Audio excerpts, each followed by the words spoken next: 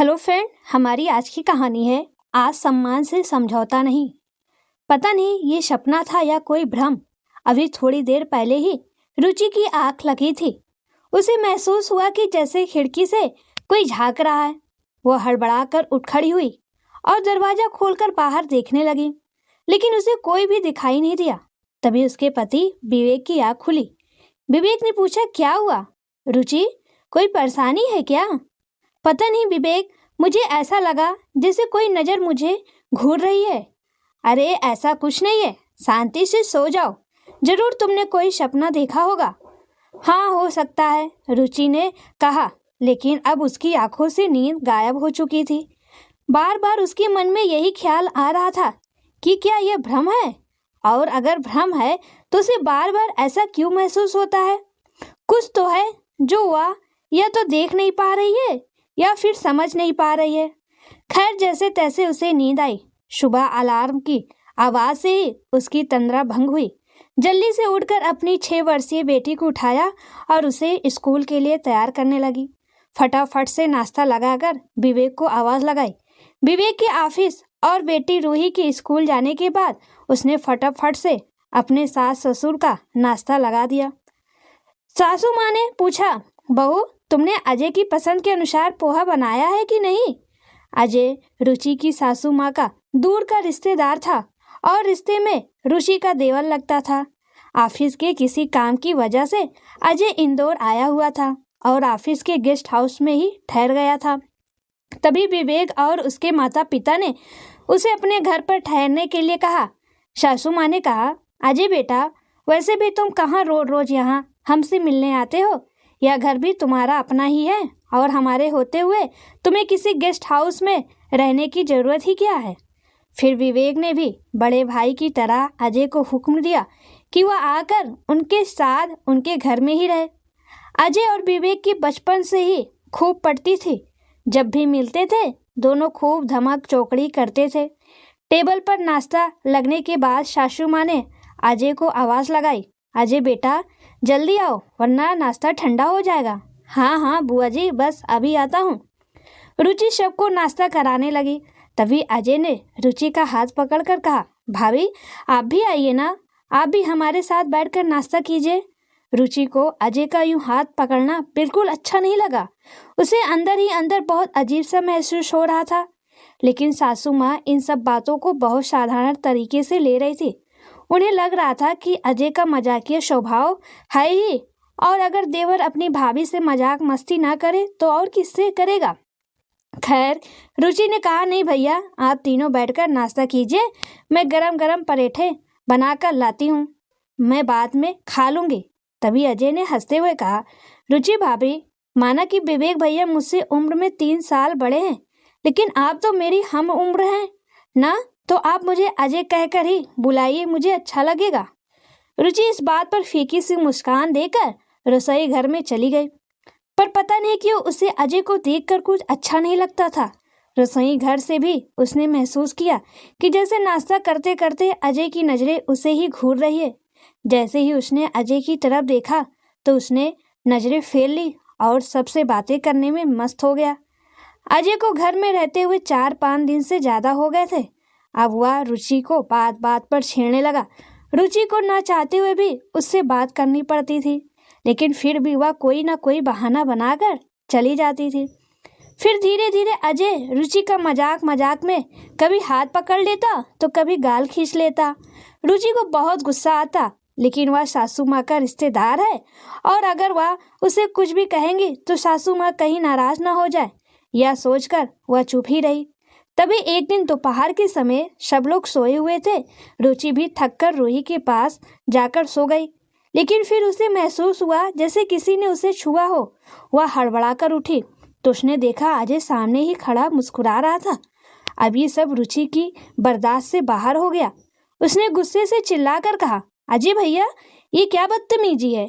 मैं अब तक सब कुछ बर्दाश्त कर रही थी कि सासू माँ को कहीं बुरा ना लगे, और आप हमारे मेहमान हैं, लेकिन आपकी इस हरकत के लिए मैं आपको माफ नहीं कर सकती हूँ। और फिर रुचि ने अजय का हाथ पकड़कर उसे अपने कमरे से बाहर निकालकर दरवाजा बंद कर लिया।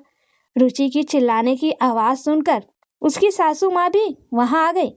क्या बात है बहू, इतना शोर क्यों मचा रखा है, कुछ हुआ है क्या? तभी अजय ने कहा, कुछ नहीं बुआ जी, मैं तो बस भाभी से थोड़ा सा मजाक मस्ती कर रहा था तो उन्हें अच्छा नहीं लगा और वह मेरे ऊपर चिल्लाने लगी। शायद भाभी को मजाक करने वाले लोग पसंद नहीं है, या फिर यूँ कहूँ कि मेरा यहाँ रहना उन्हें अच्छा नहीं लग रहा है, तो मैं चला जाता हूँ। अजय भावुक होने का नाटक करते हुए कहा। तभी रुचि जोर से बोली, नहीं माँ जी, जो ये कह रहे हैं ऐसा कुछ भी नहीं है। आपको अच्छे से पता है कि घर में कोई भी मेहमान आता है तो मैं उसकी अच्छे से आवभगत करती हूँ, लेकिन जब से अजय घर में आया है मुझे अजीब सी घुटन महसूस होती है। बार बार ऐसा लगता है जैसे कोई मुझे घूर रहा है। जब भी सोती हूँ तो लगता है कोई नजरें गड़ाए मुझे ही देख रहा है। पहले तो मुझे लगा कि मैंने कोई सपना देखा है या फिर यह मेरा भ्रम होगा, लेकिन नहीं, ऐसा कुछ भी नहीं था, ये सब कुछ हकीकत था। भाभी, आप यह कैसी बातें कर रही हैं? मैं तो आपको अपनी माँ के समान समझता हूँ और आप मेरे ऊपर इतना घटिया इल्जाम लगा रही हैं, अजय ने जोर देकर कहा। तभी वहाँ पर विवेक भी आ गया, उसे भी सबकी बातें समझ में आने लगी। तभी रुचि ने कहा, विवेक, मैंने उस दिन आपसे कहा था ना कि कोई तो है जिसकी नज़र मेरे ऊपर टिकी हुई है, तब आपने कहा था कि यह मेरा भ्रम है। कुछ मत कहो रुचि, मैंने सब कुछ सुन लिया है। विवेक भी कुछ दिन से नोटिस कर रहा था कि जब तक अजय बात बात पर रुचि को छूने की कोशिश करता था या मजाक मजाक में उसके करीब जाने की कोशिश कर रहा था, उसने एक दो बार बातों बातों में अजय को समझाया भी, लेकिन अजय को किसी भी बात से कोई फर्क नहीं पड़ा और विवेक ने भी रुचि की बात का समर्थन किया और अजय को घर से निकल जाने को कहा। यह सब देखकर सासू माँ का मुंह फूल गया। तभी रुचि ने हाथ जोड़कर सासू माँ से कहा, माँ जी, मुझे माफ़ कर दीजिए, मैं सब कुछ बर्दाश्त कर सकती हूँ, लेकिन बात जब मेरे आज सम्मान पर आएगी तो मैं बर्दाश्त नहीं करूँगी। मैं आपके घर की इज्जत हूँ और मेरे मान सम्मान और इज्जत की रक्षा करने की जिम्मेदारी आपकी भी बनती है। अब आप ही फैसला करें कि कौन सही है और कौन गलत। फिर सासू माँ चुपचाप वहाँ से चली गई। अजय मन ही मन खुश हो रहा था। उसे लग रहा था कि उसकी बुआ जी उसे बहुत प्यार करती हैं और चाहे कुछ भी हो जाए, कोई भी सास अपनी रिश्तेदारों या बेटों के सामने बहुओं की बात कहाँ मानती हैं।